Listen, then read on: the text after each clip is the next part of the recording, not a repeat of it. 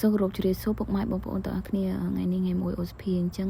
កន្លែងធ្វើការផងខ្ញុំគឺអត់ធ្វើការទេហើយថ្ងៃនេះខ្ញុំបាននាំអ្នកកំពុងឆ្នាំងម្នាក់ហើយនិងអ្នកកំពុងធំម្នាក់ទៅលេងទឹកធ្លាក់ថ្មក្រាលដែលពួកគាត់អត់ដែរបានទៅពីមុនទេហើយទឹកធ្លាក់ហ្នឹងគឺស្ថិតនៅក្នុងខេត្តផងខ្ញុំនឹងឯងប៉ុន្តែអត់ទៅដល់ទីរួមខេត្តទេ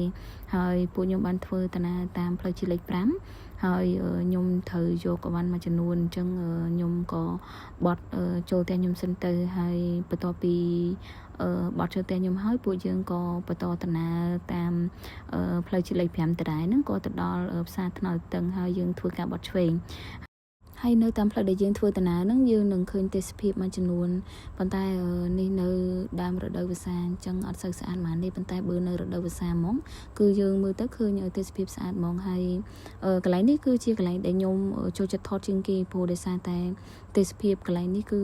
យើងមើលទៅស្អាតហើយខ្ញុំមកពីបដងហើយខ្ញុំតែងតែឈប់ថតនៅកន្លែងហ្នឹងដែរបន្តមកទៀតបានយើងទៅដល់ទឹកធ្លាក់ថ្មក្រាលហើយពេលដែលខ្ញុំទៅហ្នឹងមិនសូវមានមនុស្សហ្មងទេមកស្ទុះក្រោយមកបានមនុស្សច្រើនហើយខ្ញុំក៏អត់បានលេងទឹកដែរហើយនេះជាអាហារថ្ងៃត្រង់របស់ពួកយើងដែលពួកយើងញ៉ាំថ្ងៃមិញហើយសម្រាប់វីដេអូថ្ងៃនេះមានតែប៉ុណ្្នឹងឯងសូមអរគុណច្រើនបងប្អូនទាំងអស់គ្នាដែលតាមដានទស្សនាតាំងពីដើមរហូតដល់ចប់សូមអរគុណបាយបាយជំរាបលា